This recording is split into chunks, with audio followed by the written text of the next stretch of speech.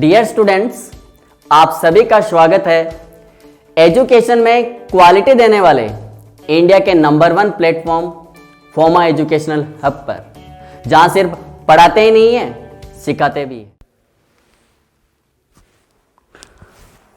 हाँ, तो अपन ये बात कर रहे थे कि अपने रिएक्टेंट की कंसंट्रेशन डिक्रीज होनी है, तो किस स्पीड से डिक्रीज होनी है। प्रोडक्ट की कंसंट्रेशन इंक्रीज होनी है, तो किस स्पीड से इंक्रीज होनी है। तो इन सब चीज़ों को हम लोग केमिकल काइनेटिक्स में पढ़ते हैं। किस में पढ़ते हैं? केमिकल काइनेटिक्स में। ओके, तो बात करते हैं अपन लोग अब स्पीड, रेट ऑफ रिएक्शन की। किसकी? रेट ऑफ रिएक्शन की।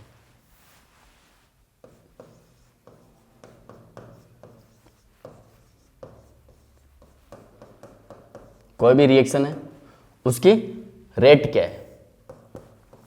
ओके, अब जब भी आप रेट ऑफ रिएक्शन की बात करते हो,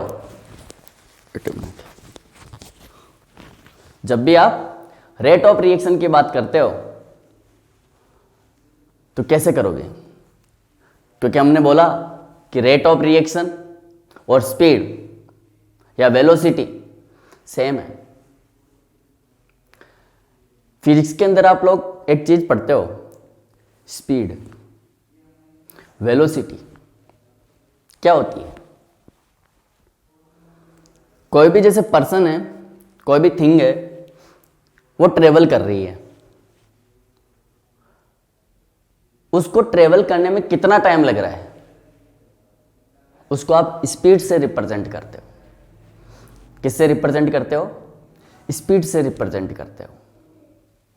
वैसे ही केमिस्ट्री में जब कोई केमिकल रिएक्शन होती है,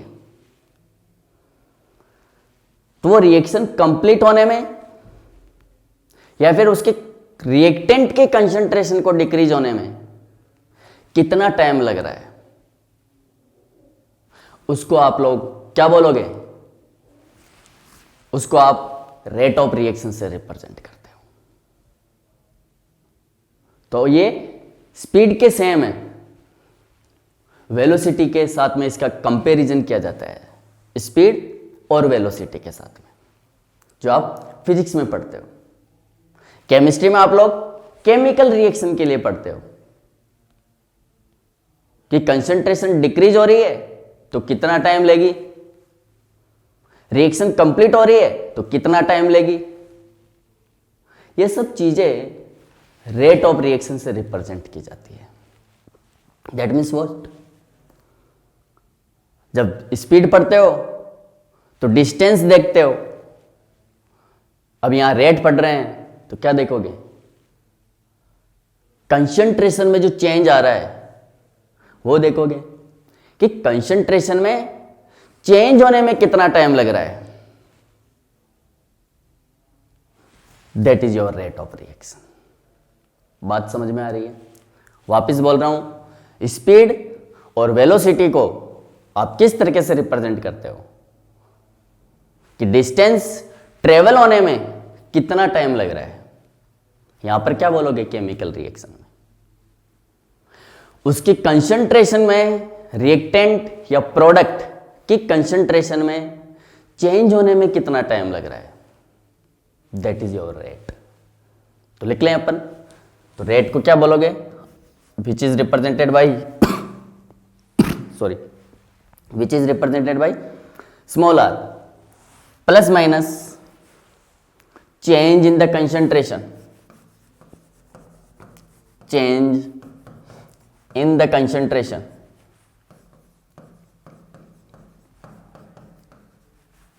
in the concentration divided by time taken, divided by time taken। बात समझ में आ रही? कंसंट्रेशन को चेंज होने में कितना टाइम लग रहा है, that is represented by R. Rate of reaction. Question सबके माइंड में उठ रहा है कि सर आपने प्लस माइनस क्यों लगाया है यहां पर आपने प्लस माइनस क्यों लगाया? प्लस और माइनस ये रिएक्टेंट और प्रोडक्ट के लिए रिप्रेजेंट किया जाता है। माइनस साइन ये रिप्रेजेंट करता है कि रिएक्टेंट की कंसंट्रेशन कंटिन्यूसली डिक्रीज आ रही है, और प्लस साइन ये रिप्रेजेंट करता है कि प्रोडक्ट की कंसंट्रेशन में कंटिन्यूसली इंक्रीमेंट आ रहा है। बात समझ में आ रही है? तो आप यहां पर रेट को दो तरीके से लिख सकते हो। कैसे? माइनस किसके लिए? रिएक्टेंट के लिए। तो change in the concentration of reactant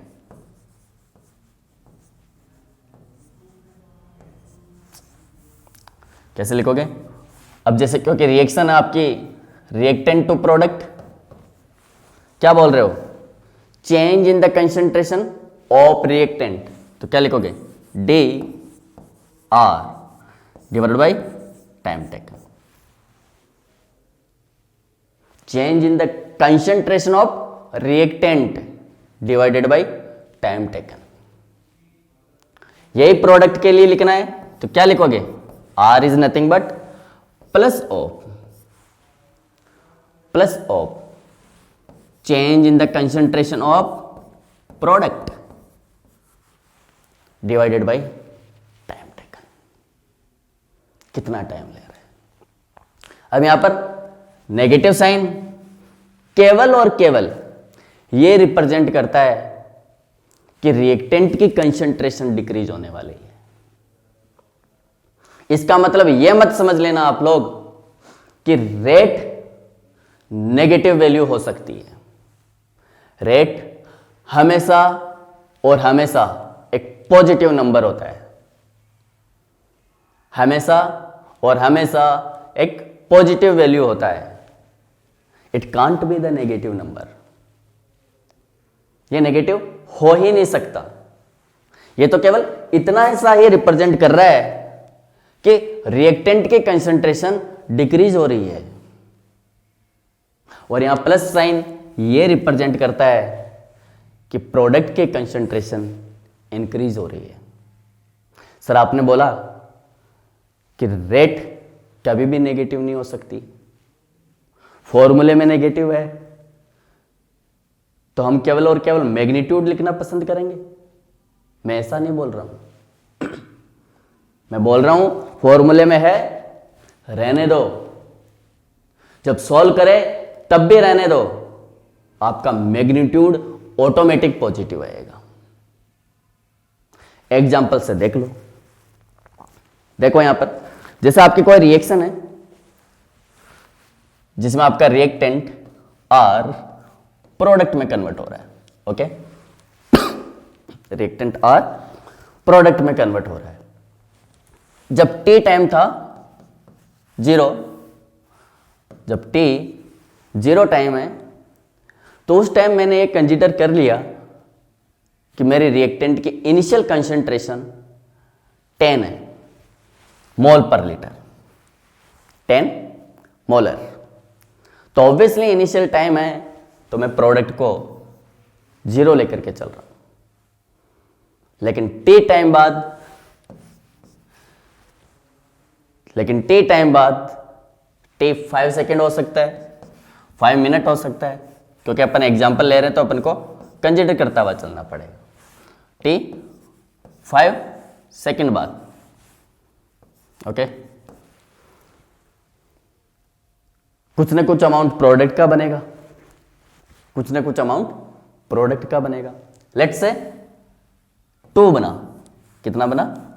2 या फिर 4, कितना भी ले लो आप, 4 मोलर बन गया। तो रिमेनिंग कंसंट्रेशन कितनी रह जाएगी रिएक्टेंट की? That is 6। 10 - 4 comes out as 6। तो रेट निकालो यहां पर आप लोग। क्वेश्चन आ जाए फाइंड आउट द रेट, तो कैसे निकालोगे? फाइंड आउट द रेट, वो लैंग्वेज में देगा आपको कि फॉर द फॉलोइंग रिएक्शन, जैसे आपको एग्जांपल दे दे, प्रॉब्लम आ जाए आपके, क्वेश्चन आ जाए कि for the following problem, for the following reaction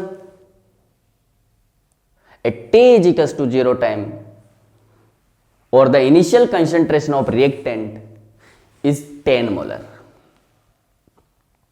After 5 seconds, the remaining concentration of reactant is 6.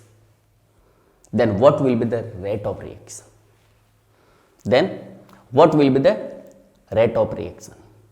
कैसे निकालोगे? देखो, तो रेट आपने बोला कि सर बात किसके रेस्पेक्ट में करें, रिएक्टेंट के रेस्पेक्ट में या प्रोडक्ट के रेस्पेक्ट में?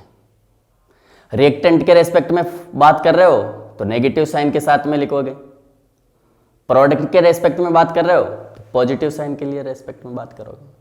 और हमेशा ध्यान रखना, अलग अलग दो फॉर्मूले लिखे हैं इसका मतलब नहीं है कि आपका आंसर अलग आने वाला है। जब भी रेट ऑफ रिएक्शन निकालोगे एक कांस्टेंट वैल्यू आएगी, पॉजिटिव वैल्यू आएगी। ऐसा नहीं कि रिएक्टेंट के रेस्पेक्ट में देखा तो अलग आ गया, प्रोडक्ट के रेस्पेक्ट में देखा तो अलग आ गया। It's not like that. देखो यहां पर सॉल्व करके सब पता चलेगा आपको। रेट क्या होती है? Minus of change in the concentration of reactant divided by time taken. ये बोलते आते हैं व्हाट इज द चेंज। मैं कह रहा हूं change in the concentration of reactant, what does it means? Final concentration कितनी है माइनस इनिशियल, ऐसे चेंज निकालते हो आप। चेंज कैसे निकालते हो आप लोग? फाइनल माइनस इनिशियल, फाइनल कितना आ रहा है उसको इनिशियल में से माइनस करते हैं तो आपका चेंज आ जाता है। तो क्या लिखोगे? Final concentration of reactant, okay, final concentration of reactant minus initial concentration of reactant divided by time taken. T final minus T initial, यही फॉर्मूला था। देखो यही था formula. That is nothing but what? Negative sine bar. Final concentration कितनी है reactant की? 6 minus initial कितनी है? 10। तो 6 minus 10 divided by final time है 5 सेकेंड, तो 5 minus 0 comes out as what? 6 minus 10, क्योंकि पहले वाला नेगेटिव फॉर्मूले का बाहर 6 माइनस 10 माइनस 4 डिवाइडेड बाई 5। तो this minus comes out as a positive sign and it will be 4/5. It will be 4/5. Negative आया नहीं। तो मैंने क्या बोला आपको? फॉर्मूले का नेगेटिव साइन ऑटोमेटिकली गायब हो जाएगा। रेट हमेशा और हमेशा एक पॉजिटिव नंबर होती है। सर ठीक है, ये तो समझ में आ गया कि रेट पॉजिटिव नंबर होती है। अब एक और चीज समझ लेते हैं अपन लोग कि रिएक्टेंट के रेस्पेक्ट में भी रेट सेम आ रही है और प्रोडक्ट के रेस्पेक्ट में भी वही वैल्यू आ रही है या नहीं आ रही है। चेक करो, देखो प्रोडक्ट के रेस्पेक्ट में कैसे निकालोगे? Rate is nothing but positive of change in the concentration of product divided by time taken, यही लिखोगे। तो क्या लिखोगे? प्रोडक्ट की final concentration minus initial concentration minus initial concentration divided by time taken, कि कितना टाइम लग रहा है। बात समझ में आ रही है? तो लिखो इसको पॉजिटिव साइन के साथ में। सॉरी, ये वाइट क्यों आ रहा है? फाइनल कंसंट्रेशन ऑफ प्रोडक्ट कितनी है? 4 है। इनिशियल कंसंट्रेशन कितनी है? 0 है। तो 4 प्लस साइन पहले, कौन सा साइन? प्लस साइन पहले, plus sign, final 4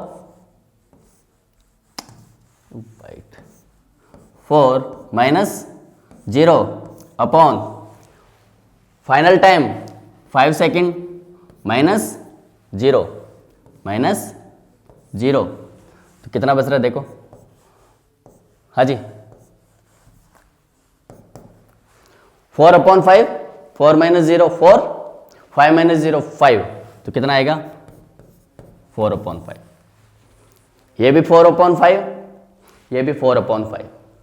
that means चाहे आप रिएक्टेंट के रेस्पेक्ट में निकालो चाहे आप प्रोडक्ट के रेस्पेक्ट में निकालो, answer will be same, answer will be same, that is 4/5।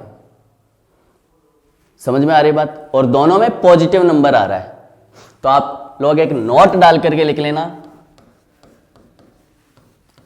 क्या कि rate will be always in positive number, always in positive number. अब ये इंटीजर भी हो सकता है और फ्रैक्शनल भी हो सकता है, ये तो बाद की बातें हैं, लेकिन कभी भी आप लोग स्पीड और वेलोसिटी को नेगेटिव में नहीं लिखते हो। वो तो वेलोसिटी वेक्टर क्वांटिटी है, वो बात अलग है, बाकी कभी भी आप उनको नेगेटिव साइन से रिप्रेजेंट नहीं करते हो। बात समझ में आ रही है कि रेट एक पॉजिटिव नंबर होता है, और चाहे वो रिएक्टेंट के रेस्पेक्ट में निकाले चाहे वो प्रोडक्ट के रेस्पेक्ट में निकाले, दोनों के लिए सेम वैल्यू आएगी। बात समझ में आ गई? तो आप ओवरऑल कंक्लूजन कहां पर पहुंचते हो देखो उसको। रिएक्शन आपके पास में, रिएक्शन क्या है? जिसमें आपका रिएक्टेंट प्रोडक्ट में कन्वर्ट हो रहा है। इस रिएक्शन के लिए जैसे रेट लिखनी है तो कैसे लिखोगे? Rate of the reaction is what? Reactant के रेस्पेक्ट में d/dt of r, change in the concentration of reactant with time, that is rate of reaction. That is nothing but what? अभी भी क्वेश्चन सॉल्व करके आए हो, that is nothing but what? Plus of, plus sign product के लिए आएगा, plus sign product के लिए आएगा, तो क्या लिखोगे? Plus change in the concentration of product divided by time taken, और दोनों के लिए वैल्यू सेम आएगी, that is your rate of reaction. तो इसको ब्रैकेट में डाल लेना और स्टार के साथ में, काम आने वाला है फॉर्मूला। ठीक है, तो अपन लोगों ने रेट ऑफ रिएक्शन के लिए बात की, स्पीड ऑफ रिएक्शन के लिए बात की। अब हम बात करते हैं उस रिएक्शन के लिए जिस रिएक्शन में कुछ न कुछ स्टोइकियोमेट्रिक कोएफिशिएंट है। मैंने यहां पर तो वो रिएक्शन उठा रखी है जिसका स्टोइकियोमेट्रिक कोएफिशिएंट 1 है। देखो यहां पर भी स्टोइकियोमेट्रिक कोएफिशिएंट 1 है, प्रोडक्ट का स्टोइकियोमेट्रिक कोएफिशिएंट भी 1 है। तो ऐसे रिएक्शन के लिए मैंने रेट ऑफ रिएक्शन लिखा हुआ है, लेकिन क्वेश्चन ये है कि जरूरी नहीं हर बार आपको ऐसी रिएक्शन दे जिसमें स्टोइकियोमेट्रिक कोएफिशिएंट बना, और मोस्ट ऑफ द टाइम वो ऐसा नहीं करेगा। मोस्ट ऑफ द टाइम वो आपको ऐसी रिएक्शन लिख के देगा जिसमें उसका स्टोइकियोमेट्रिक कोएफिशिएंट काम में आ रहा हो। तो ऐसी रिएक्शन के लिए आप कैसे निकालोगे? देखो देखो, जब स्टोइकियोमेट्रिक कोएफिशिएंट 1 है तो डिसअपीयरेंस की रेट और ओवरऑल रेट की, रिएक्टेंट की डिसअपीयरेंस की रेट और रेट ऑफ रिएक्शन दोनों बराबर है। प्रोडक्ट के अपीयरेंस की रेट, प्रोडक्ट के अपीयरेंस की rate and rate of reaction दोनों बराबर है, मतलब सब चीजें सेम आती है। तो आपको यहां पर दिक्कत नहीं आती है। दिक्कत कहां आती है? जब स्टोइकियोमेट्रिक कोएफिशिएंट भी रेट ऑफ रिएक्शन में इंक्लूड होता है, तब प्रॉब्लम आती है। तो देखते हैं उनके लिए कैसे करते हैं। जैसे आपके पास में कोई रिएक्शन है, उस रिएक्शन के लिए रेट ऑफ रिएक्शन लिखना है, जिसमें स्टैक्योमेट्रिक कोफिशिएंट भी गिवन हो। ओके, तो हेडिंग डाल लो आप लोग, rate of reaction small R. कोई रिएक्शन लिख रहा हूं मैं, जैसे for example A of A which is going to react with B of B to form, which is going to react with B of B to form C of C plus D of D. What will be the rate of reaction for this reaction? इस reaction के लिए आप कैसे rate निकालोगे? बहुत easy है। देखो, पहली चीज आपको यह पता कि जब भी आप रेट ऑफ रिएक्शन निकालते हो रिएक्टेंट के रेस्पेक्ट में, तो नेगेटिव साइन आता है, और प्रोडक्ट के रेस्पेक्ट में पॉजिटिव साइन आता है। एक कॉन्सेप्ट तो अपना क्लियर है। तो आप क्या लिखोगे? That is nothing but minus. यहां पर capital A capital B reactant है और स्मॉल ए स्मॉल बी उनके स्टोइकियोमेट्रिक कोएफिशिएंट है रेस्पेक्टिवली। ए का स्मॉल ए, बी का स्मॉल बी। कैपिटल सी और कैपिटल डी प्रोडक्ट है, ये सब चीजें आप जानते हो, बहुत लोअर क्लासेस से पढ़ते हुए आ रहे हो। और स्मॉल सी स्मॉल डी उनके स्टोइकियोमेट्रिक कोएफिशिएंट है। बात समझ में आ रही है? क्वेश्चन है रेट ऑफ रिएक्शन लिखना है इनके लिए। तो ए के रेस्पेक्ट में कैसे लिखोगे? -1/A dA by dt, dA by dt। B के रेस्पेक्ट में कैसे लिखोगे? स्मॉल बी को यूज करो, 1/B dB by dt,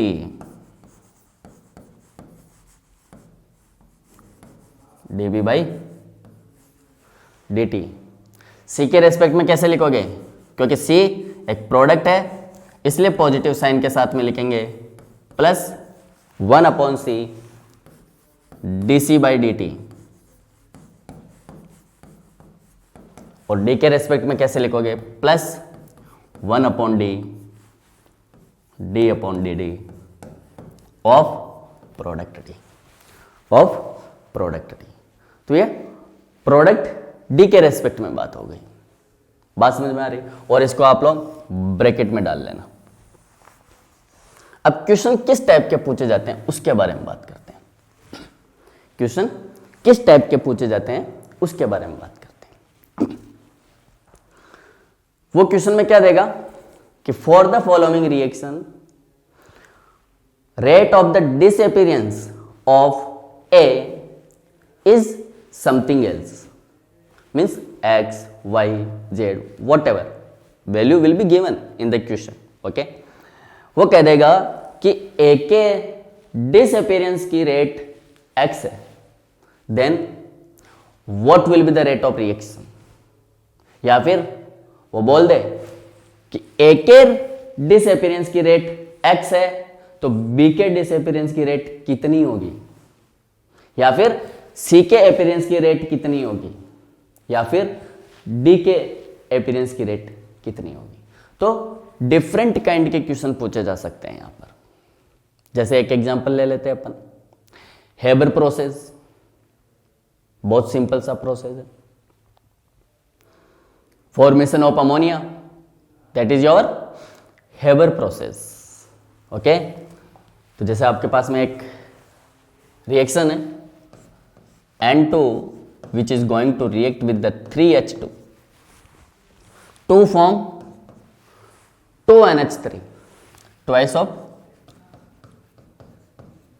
NH3, okay, to form 2NH3। अब इस रिएक्शन में आपके N2 के डिसअपीयरेंस की जो रेट है, किसकी? आपके पास में प्रॉब्लम है, गिवन क्या है? disappearance of rate of disappearance of N2 is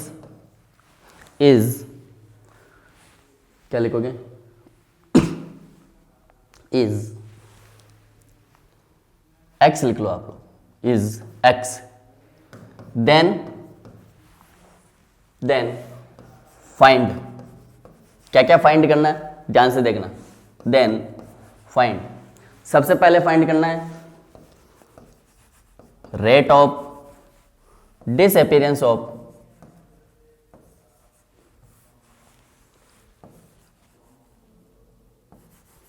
disappearance of H2 hydrogen.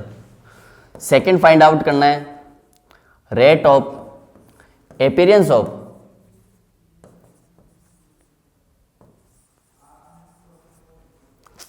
Marker appearance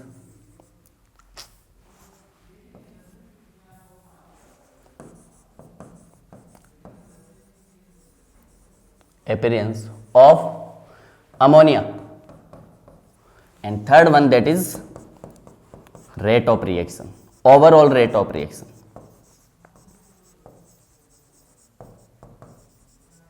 overall rate of reaction। तो आपको एक डेटा पूछ करके डिफरेंट काइंड की वैल्यू पूछी जा सकती है। तो इस तरीके का क्वेश्चन जनरली एग्जाम में पूछा जाता है। अगर ऐसा आ जाए तो घबराने की नीड नहीं है, बहुत इजीली सॉल्व कर सकते हो आप इसको। देखो क्या बोल रहे हैं, rate of disappearance of N2 is x, then you will have to find all these value. कौन कौन सी, हाइड्रोजन के डिसअपीयरेंस की रेट क्या है, अमोनिया के अपीयरेंस की रेट क्या है, और ओवरऑल रेट क्या है, और ओवरऑल रेट क्या है, वेट अ सेकेंड, और ओवरऑल रेट क्या है। तो इस तरीके के क्वेश्चन करने के लिए डियर स्टूडेंट, सबसे पहले आप लोग इस रिएक्शन की रेट लिखोगे, इस रिएक्शन की रेट लिखोगे। तो रेट क्या होगी इसके लिए, सॉल्यूशन देखो बहुत इजी है। आपके पास में N2 plus 3 of H2 gives to 2NH3। What will be the rate of reaction for the above reaction? क्या हो जाएगी, नाइट्रोजन माइनस स्टैइकोमेट्रिक कोएफिशिएंट 1 है, घबराने की नीड नहीं है, d/dt of N2 equals two plus hydrogen का स्टैइकोमेट्रिक कोएफिशिएंट 3 है, और क्योंकि रिएक्टेंट है इसलिए negative sign 1/3 d/dt of hydrogen comes out as about, ammonia का स्टैइकोमेट्रिक कोएफिशिएंट 2 है तो 1/2 with positive sign d/dt of ammonia. Solve it, बहुत इजी है। बोला क्या गया है क्वेश्चन में कि जो नाइट्रोजन है उसका डिसअपीयरेंस रेट गिवन है क्वेश्चन में, that is your x, that means given data जो है वो क्या है, minus d/dt of ammonia, of nitrogen not ammonia sorry, equals to x। कितना इजी क्वेश्चन है। डिसअपीयरेंस शब्दों को लिखना आना चाहिए। यह बोल रहा है rate of disappearance of nitrogen, उसको कैसे लिखते हो, this one, this is the rate of disappearance of the nitrogen, that is your x। और ये किसके इक्वल है, ओवरऑल रेट के। मैंने पहले भी बोला था कि जब स्टैइकोमेट्रिक कोएफिशिएंट 1 होता है तो उसकी डिसअपीयरेंस की रेट उसकी ओवरऑल रेट के बराबर आता है, उसके डिसअपीयरेंस की रेट उसके ओवरऑल रेट के बराबर आता है। तो आप क्या बोलोगे यहां पर, तो फर्स्ट वाला जो थर्ड वाला क्वेश्चन तो यही सॉल्व हो गया आपका, कौन सा क्वेश्चन? थर्ड वाला, कि rate of reaction is nothing but what? Rate of disappearance of nitrogen, that is. Chemistry को समझकर सीखने के लिए और 11 12 JEE mains and advance and NEET की प्रिपरेशन के लिए आज ही जुड़िए फोमा एजुकेशनल हब के साथ। स्कूलिंग, कॉलेज एंड सभी कॉम्पिटिटिव एग्जाम्स के कंप्लीट कोर्स देखने के लिए आज ही प्ले स्टोर से डाउनलोड कीजिए फोमा एजुकेशनल हब का मोबाइल एप्लीकेशन।